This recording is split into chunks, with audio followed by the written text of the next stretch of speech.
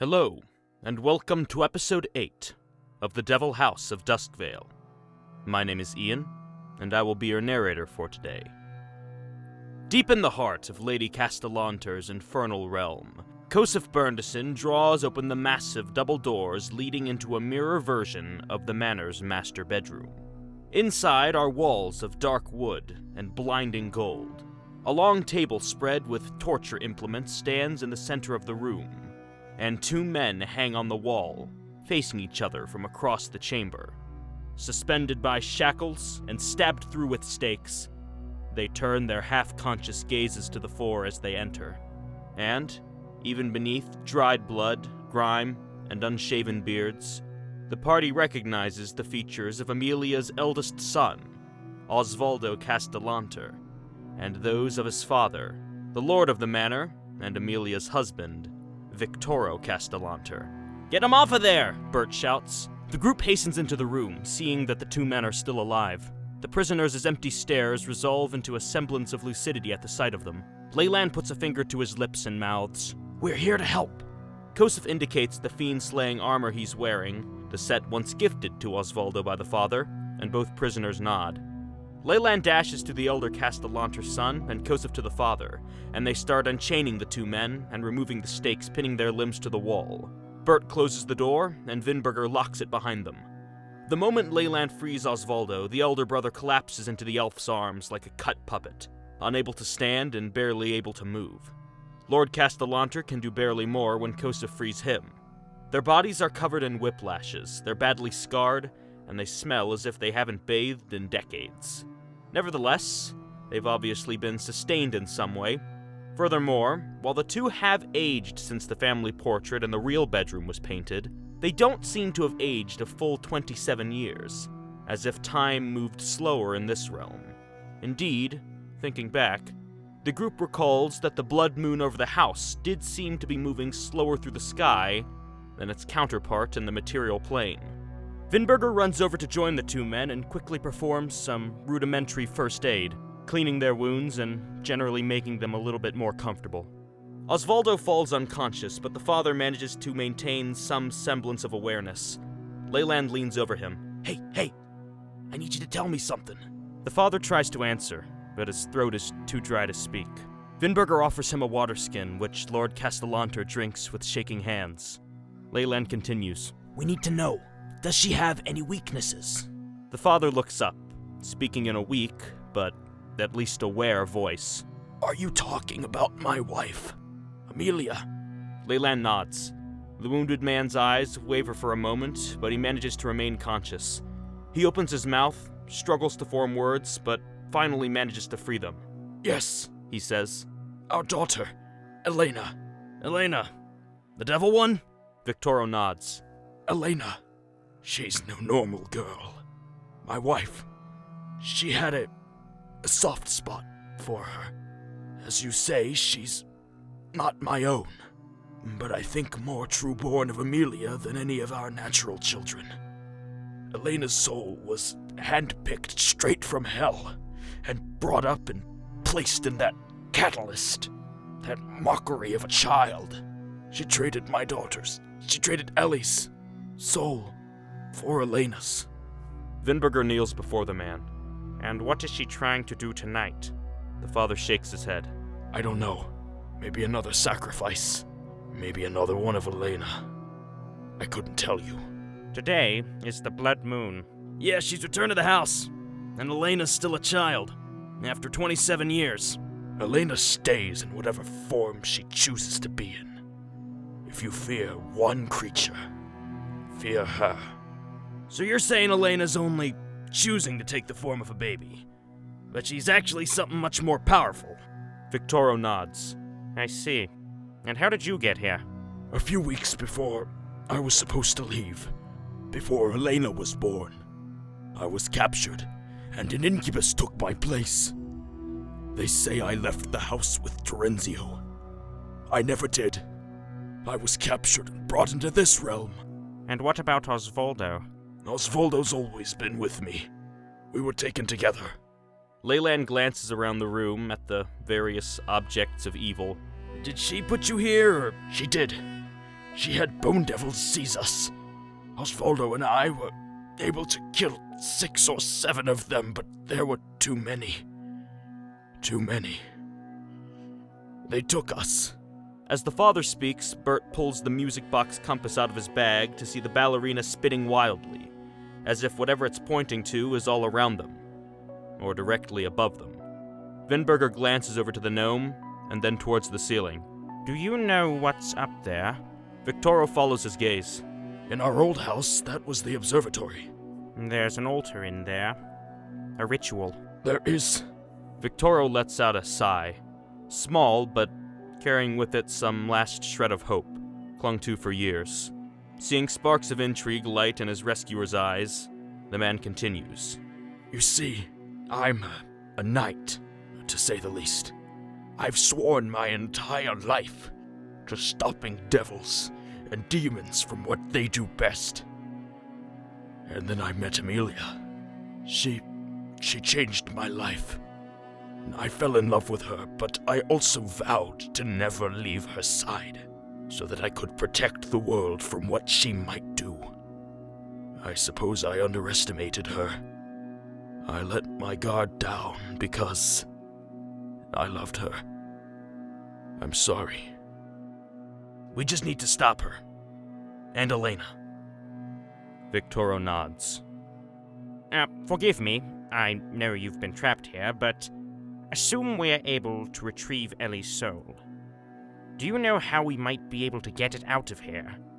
Because if we're able to break the contract... Yeah, would that reverse the trade? Vinberger's expression grows more certain. It would have to. Ellie's soul is trapped so that Elena's can be free. Somewhere in this house, my daughter's soul is trapped in an altar. If you can break that, and break the circle around it, Elzarina would be free, and Elena wouldn't. Does that mean Elena comes here? I see her quite often. She loves to come in here and play. When you look at her, you can't help but you feel as if something inside of you has been taken. Maybe your humanity, maybe your soul.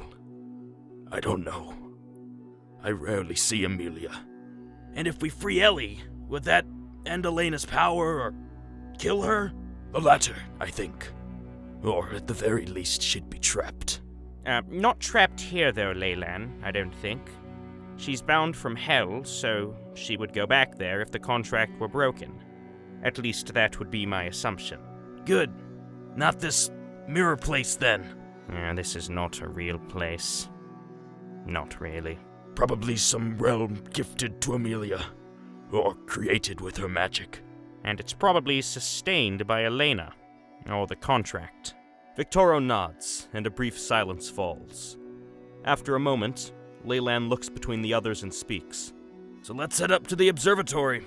Kosef nods. Vinberger looks to the Castellanters. We know the way up, but what about you? Should we leave you here? Will you be all right? We would never ask you to carry us on your backs. We wish you good luck. Vinberger gives an understanding nod. If we make it back down, we'll carry you out of here. Or as best we can, if we can get out of here. Thank you. Just save my little girl. Okay? I will. That's what we're trying to do. The 4 devil hunters turn to the place in the wall where they know the secret passage to the observatory lies. But instead of a painting and ladder, they see only an open staircase, leading up.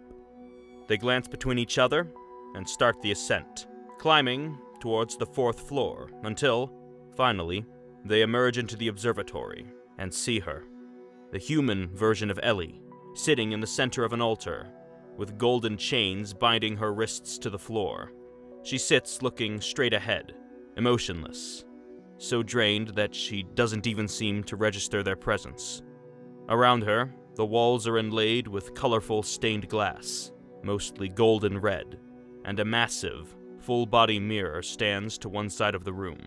Kosef runs up to the child. Ellie, can you hear us? She finally seems to notice them. You made it. We made it, Ellie. She opens her mouth to speak, but no words come out as an ecstatic smile crosses her face. We're gonna get you out of here, okay? Please hurry. She hurts me so bad. Kosef reaches for the golden chains binding her, but jerks his hand back at the sheer, intense heat radiating off of them. He draws his sword and takes a swing at them instead, but the blade glances off an invisible barrier surrounding the altar, like some protective ward. Vinberger hands the paladin the key that opened the bedroom door, pointing to 2 heavy, golden locks at the base of the chains. Kosef reaches down to them, but the key only sparks off, like the 2 poles of a magnet rejecting each other. The paladin lets out a frustrated sigh and glances down at the magic circle. It's the same as the one in their world, except instead of salt and iron, it's ringed by golden blood. Ellie, the person who visits you here, did they ever do anything with the chains? Can you tell us anything about the way you're trapped here? The young girl shakes her head. No, I always stay in the chains. Elena, she comes up here and mocks me and kicks me and spits on me and does whatever she wants because she knows I can't fight back. Laylan pulls the paladin aside. I think we're gonna need to reverse it. We need to do something, some ritual. We're not gonna be able to break the chains otherwise. Well, she's on the altar. Do you want to try mixing our blood again? But Laylan gives a wary look to the mirror on the side of the room. The mirror is what concerns me. If it's a portal of some sort. Might be the way out. Is this similar to Kosef? When you were pulled through the mirror, did it look like this? The Goliath gestures around the observatory, but Kosef shakes his head. Bert steps up to them. Should we bring the other 2 up here? He asks. Vinberger glances at the gnome and shrugs. Why not? The only reason they're not here now is because I thought we'd be carrying them up a ladder. Yes, let's go. They may be able to help us. Kosef and the Goliath rush back down the stairs and return a moment later with Victoro and Osvaldo, laying them down to one side of the room. Any advice? The Goliath asks the father, gesturing towards the altar. Victoro pushes himself into a sitting position with some effort and analyzes Ellie's bonds. Finally, he speaks. I would think you need some sort of instrument or relic to open the circle. I don't know who would have it. Probably Amelia. But once the circle is open, you should be able to interact with it like you would any other summoning circle. As the father speaks, Kosef steps up to the full-body mirror and leans in close to the surface, putting his hands above his eyes to shield his view, as one would do with a window. On the other side, he sees the observatory, but the one in their world. Hovering over the circle is the portal they went through, still open. On the floor beside it is Terenzio's body. Amelia is nowhere to be seen. Guys, I think the mother came through behind us. Shit, we need to get started. What can we do? The paladin says, turning back to the group. If she has whatever opens the circle, we have to wait. Laylan steps up to join Kosef beside the mirror. What if... The elf reaches out a hand towards the silver, and the mirror's surface ripples like water as he makes contact, but he can't push his fingers through, like it's some liquid wall. Red candles? Bert asks. Laylan glances to the gnome, and then to Kosef and Vinberger, the latter stroking his chin, deep in thought. The elf shrugs and retrieves the candles from his pack. He lights them at the base of the mirror, and as the wicks begin to burn, he presses against the mirror again, and he feels his hand pass through, but slowly, like pushing through tar or molasses. And after a foot or two, he can't go any further. He can feel, however, the air of the other side on his skin, cool and refreshing. Until that moment, the elf hadn't quite realized just how alienating the atmosphere of the Devil Realm was, how it almost felt as if his spirit were being corroded away. Laylan stands there for a moment, appreciating the relief. He closes his eyes and reaches out his primeval awareness to the house around him. As expected, it's crawling with fiends. At the same time, Bert attempts to send his homunculus through the mirror, but Bart is also unable to pass beyond the silver threshold. Laylan continues to reach out his mind, reading the extraplanar ripples in the air until he's struck by a massive, fiendish spike, pushing through the front doors and moving slowly through the foyer towards the stairs. Laylan's eyes shoot open and he backs towards the center of the room. She's here!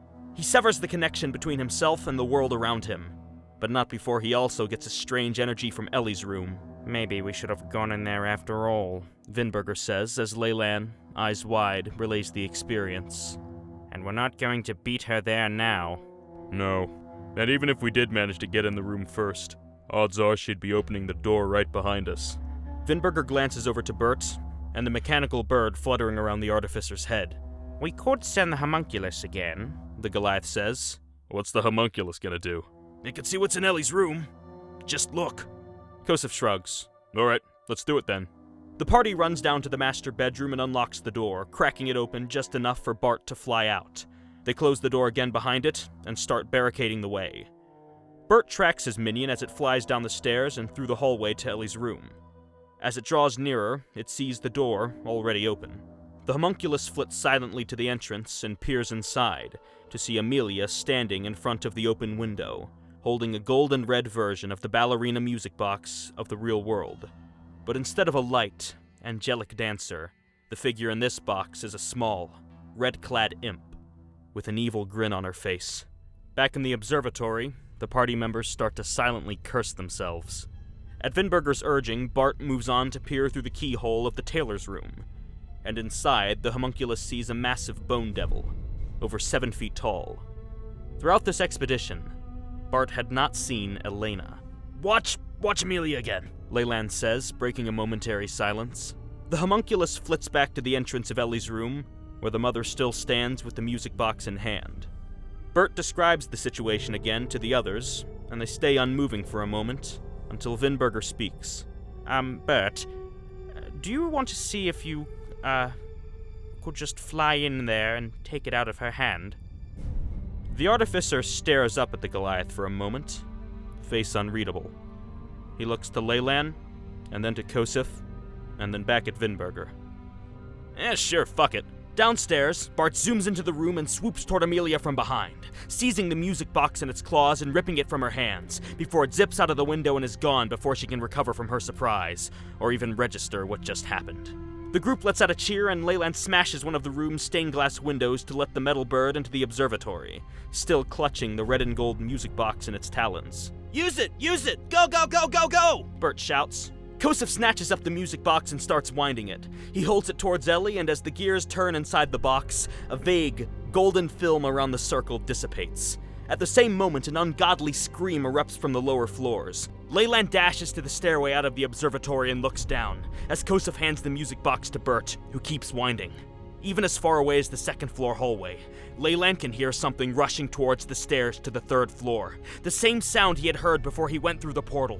A terrible rushing of wind, the screams growing nearer with every instant. But with the magic dispelled, Kosef reaches for Ellie's arm, and this time, his hand doesn't feel a barrier, but skin.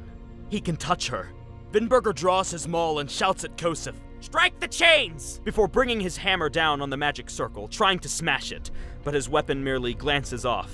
At the same time, Kosef draws his sword, ignites his sacred weapon, and starts hacking at the golden chains, sending chips of metal flying with each strike, but finds that his blade is similarly ineffective.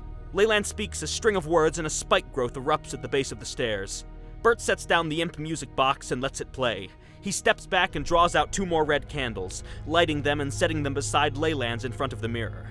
Vinberger swings with all his might at the circle, but his maul seems to be doing nothing to it. In between swings, Kosef withdraws the remaining holy water in his vial and throws it to Vinberger, who douses the head of his maul with the shimmering liquid. He brings the hammer down again with a natural 20 and sees the altar start to crack. The screaming becomes deafening, and then Laylan watches the doors to the master bedroom crash off their hinges as Amelia, flying, bursts through with a rush of scalding wind. In her hand is Elena, but the child's face is no longer pale and human-like, but bright red. The devil infant screams in a baby's tone as its skin bubbles and rolls like something about to pop. Vinberger takes a deep breath and enters his rage as Laylan casts his hunter's mark on Amelia and raises his bow, sending 4 arrows towards the infernal pair. The first 2 miss, embedding themselves in the bedroom wall, but the other 2 find their marks, one in Amelia and the other in Elena, although the latter merely strikes the infant's head and bounces off, the child unharmed. Amelia sets her baby down, and a fiendish longbow materializes in her hand as the final battle begins. In an instant, the mother sends 3 arrows streaking towards Laylan, 2 of which dig into the elf's chest, although neither too deeply. The third attack goes wide as the ranger returns fire and strikes her twice in retaliation, the first missile carrying with it a hail of thorns that peppers the devil woman's face. Bert dashes to his companion and gives him a small burst of health with Cure Wounds, and Kosef and Vinberger continue hacking at the chains and circle. Avoiding a spurt of acid from Bart, Amelia raises her 2 index fingers, adorned by twin summoning rings matching the pair the party had found in the tailor's room, one inset with topaz and the other with ruby. She screams something in Infernal and a fiery cloak envelops her form. She turns her hellish eyes on Bert, and a jet of flames engulfs the artificer. Kosef glances to his companions as he continues cutting at the chains, ready to leap to their aid at a moment's notice. Laylan lands 2 more arrows on the mother, and a hail of thorns follows. Bert raises his hand and sends a ray of frost into her chest, but the mother shrugs it off just like Donzo did, before a blob of acid from Bart splashes over her, burning away parts of her clothes to reveal infernal wings underneath. With 2 more swings of his sword, Kosef manages to shear through half a link of chain on both bindings. His blade carries through, partially cutting the other halves as well, but the last inch of metal on each holds firm. Vinberger brings his maul down on the circle again, growing more reckless in his attacks, but sending more hairline fractures through the stone. Amelia raises one hand with a smile and hurls a fireball into the midst of the group. Bert and Laylan manage to shield themselves partially from the blast, but Kosef, taken by surprise with a non-nat 1, takes the full brunt of the spell and is blown backwards. At the same time, the flames part around the circle, some ward still shielding the inside from their influence, protecting Ellie and, by luck, Vinberger, who was smashing the seal inside and escaped the explosion unscathed. Recovering himself, Laylan raises his bow and sinks 2 more projectiles into the mother's form, as Bert casts Cure Wounds on himself. Kosef and Vinberger continue their assault on the chain and circle, keeping Elena incapacitated in the other room. Amelia spreads her wings and speaks an infernal chant, the party seeing some of her many wounds start to seal. Laylan fires again, landing 2 more shots as he receives another healing spell from Bert, and the mother is struck by another splash of acid from Bart. Kosef raises his sword high, and with 1 more swing hacks fully through the chains binding Ellie. In the same instant, Vinberger brings down his maul to see the entire altar shatter. Elena gives a final, climactic scream, and sizzles down into nothing. Amelia's gaze snaps to the pool of ooze. Her eyes widen and her lips part further around now-pointed teeth. She snarls and reaches down into the goo, withdrawing a handful of boiling, pink sludge. She stares at it for an instant, and then her frenzy turns to resolve. "I'm sorry, little one," she says, before the material shapes itself into a fiendish longsword. In a whirlwind, she closes on Laylan, cutting 2 deep gashes in the ranger's form. The elf stumbles back, narrowly avoiding a 3rd strike, and retaliates with 2 more arrows. One flies wide, but the second buries itself deep in the mother's chest. She looks up with eyes full of hate, but also beginning to spark with fear as hot blood flows from the countless wounds in her body. Bert claps Laylan on the back and hits him with his last healing spell, reinvigorating the elf.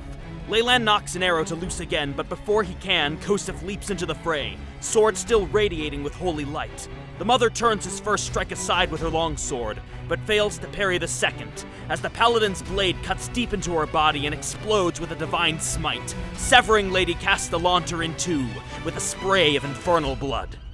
And the mother falls dead to the floor. The group stands still for a moment, panting, the intensity of the battle draining from their faces. After a handful of seconds, Bert glances down and picks up Lady Castellanter's sword. Vinberger raises a cautious hand. Bert, it might be best if we leave that here. The Goliath reconsiders. Actually, we should have it destroyed. Professionally. I can hold on to it until then. Kosef agrees, and the artificer hands off the Elena goo sword to the barbarian, who slips it into his bag.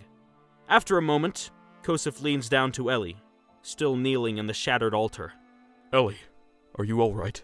The girl looks down at herself. I think so. I feel better than I ever remember." She struggles to stand, but Kosef gestures for her to stay down and rest. On the other side of the room, Victoro and Osvaldo look on with joyous faces. Laylan reaches out towards the full-body mirror and feels his hand pass through effortlessly, the sensation now more reminiscent of a warm liquid than the thick gelatin it had been before. The elf glances to the others. "Now what? Do you think we should purge this place?" Kosef looks between the 2 men, and then nods. "If we can. But I think we should take Ellie and her family over to the other side first." And so they agree. Laylan passes through the portal ahead of the others to wrap Terenzio's body in one of the group's disassembled tents still lying on the observatory floor. A moment later, Kosef picks up Ellie and carries her through the portal to the other side. Bert and Vinberger follow close behind, supporting Osvaldo and Victoro. They set the 3 Castellanters down on the floor of the material world, and then return back through the portal. This is where the fun begins. Let's just be real quick about it. Amelia's dead now, so is this world gonna fade? We'll not do the ground floor, just the second. Laylan nods and looks to Kosef. You wanna avenge Ellie and beat that bone tailor?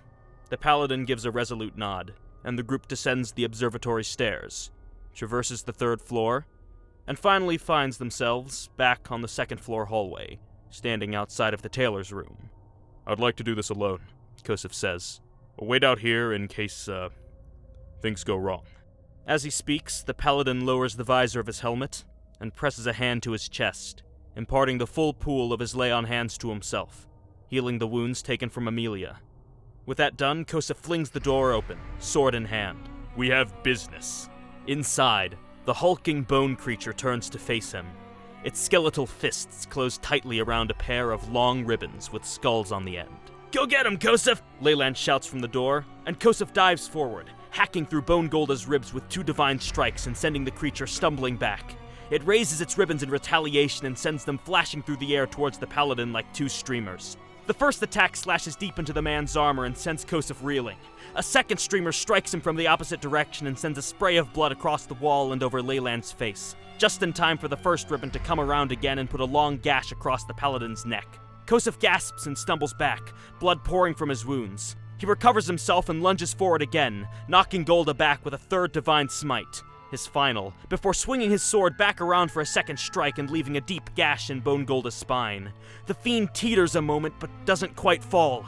It raises its ribbons again to finish off the paladin, but Laylan fires 2 quick shots before it can strike, taking the devil in both legs and sending the giant crashing to its knees, where Kosef decapitates it wordlessly with a single stroke. The paladin takes an exhausted breath and falls back against the door, leaving a smear of blood on the wood.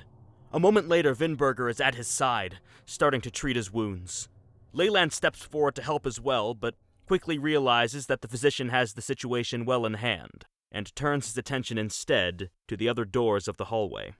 We should check and make sure there's no more evil. Make a quick sweep of the rooms. And so, as Vinberger works on Kosef, the elf cracks open the door of what would have been the nursery, but instead of a crib, he sees only a normal bedroom, the sort that any teenager or young adult might sleep in. The abnormality being that the only article of clothing in the room is a long silver cloak. Bert casts Identify and notes that it would allow the user to change the appearance of their clothing, and that Elena could have used it to change into garb fitting whatever form she might choose to take. Nevertheless, the group decides to leave it. Indeed, neither of them take anything from the room, save for Bert, who pockets 2 silver daggers sitting on a table. There's nothing inherently magical about them, but they are worth a good bit of money. As the 2 emerge from the room, they see Vinberger finishing up his patches on Kosef. Let's go check the iron room, Laylan says, indicating the door beyond which they had fought the bearded devils in the material world. The 4 approach, and note that, like in the material world, the door requires a blood offering to open. Well, that's easy enough, Kosef says. I got a lot on me right now. This massive gash across my neck from earlier will do. Kosef and Laylan mix their blood, and the door pops open, revealing an armory. It mostly contains normal long swords and other unremarkable pieces of equipment, but Bert is able to spot a handful of magical items in their midst, which he takes along with 600 gold to split evenly between the 4 of them. They exit the room and start back to the portal, opting to appraise the items in their own realm. Along the way, Laylan peers into the bathroom to see it empty, save for 2 red candles, standing at full height, rather than the burned-down ones in the real world. I don't think we need to do anything about that. Vinberger tosses them out the window nonetheless. They pause a moment, outside Bone Terenzio's room, considering whether or not to deal with him, but they ultimately choose to leave the devil be, deciding that he is very much an agent of chaos, beholden to none. Finally, they reach the observatory again, and pass back into their own realm, to see the sun just starting to rise. They hear birds chirping, and smell fresh dew on the air, Like a fiery vortex collapsing on itself, the portal closes behind them as they emerge, leaving no trace of its existence behind. Immediately, the group senses a change in the atmosphere. With Amelia gone, the evil in the house seems to have faded. Not fully, but it's no longer the infernal hellhole it used to be. As they take a rest in the observatory, Bert identifies their loot. There's a bow and a quiver of 10 arrows. The bow itself is non-magical, but is of better make than the one currently wielded by Laylan, so the elf takes it, along with the arrows, which Bert determines are arrows of counterspell. Effectively, Laylan can shoot one as a reaction, and it would be functionally the same as someone casting counterspell, although the arrows can only be used once. Next, Bert turns to a shield and gauntlet combo, and he discovers that it is some form of molding liquid shield. Inside the gauntlet is a capsule that can be activated on command to form a semi-solid barrier that provides the wearer resistance to one type of physical damage. Kosef takes this. The third item is a pair of steel boots of fire resistance, which Vinberger dons. The Goliath also maintains ownership of the Elena sword, to be destroyed later along with a small number of other particularly evil items such as the hairpins. Having evaluated their loot, the group heads downstairs to find Cyril and Ragnar unconscious in the study. I figured as much. Laylan walks over and starts kicking them awake. Wake up! Wake up! You've been charmed, you idiots! You have no idea what we went through. As the two guild members slowly awaken, Vinberger approaches Osvaldo and Victoro, now somewhat recovered from their ordeal, at least enough to stay conscious. So, what now for you? The father shrugs. Well, I suppose now that I have my little girl back, we'll do our best to get our lives back on track. I can't begin to explain how grateful I am to all of you. You've returned my little girl to me. Thank you. That's all I can say. Thank you. I only wish I'm afraid that I don't have much in terms of financial compensation. Oh, I mean... Don't worry about it. Vinberger nods. We do it for the love of the game. Also, we looted a bunch of stuff from our armory, so yeah, we're good. We're good. Osvaldo speaks up for the first time, gesturing to Kosef. Feel free to keep that armor. I think you'll make better use of it than I would. Kosef looks down at the fiend-slaying set and gives a heartfelt thank you. And with that, the group levels up to level 7, and the first chapter of the Silenced Songs comes to a close. As Kosef, Laylan, Bert, and Vinberger stand in the study of Castellanter Manor, listening to the morning sounds, they are overwhelmed by a sense of pride and relief. It was far more difficult than any of them could have imagined, but after everything, they had managed to cleanse the mansion of the evil creatures within, and they'd all come out of it alive. Nevertheless, Vinberger strokes his chin, staring off into space. You know, we never did find out what was in Amelia's journal. Or what they did with Kosef's blood, for that matter. Oh my god, they still have my blood! And that's where I'll leave off this story. As the Devil House of Duskvale concludes, the next chapter in our heroes' story begins, as they start their return journey to the regional capital of Stilldale to seek their fortunes. But their endeavors quickly lead them down a new path of conspiracy and ambition, to new enemies and new allies, to seas and deserts, and the birth of a legend. The Silenced Songs, Chapter 2, The Fall of the Archmage. Until then, I've been Ian, and thank you for listening to Episode 8 of The Devil House of Duskvale.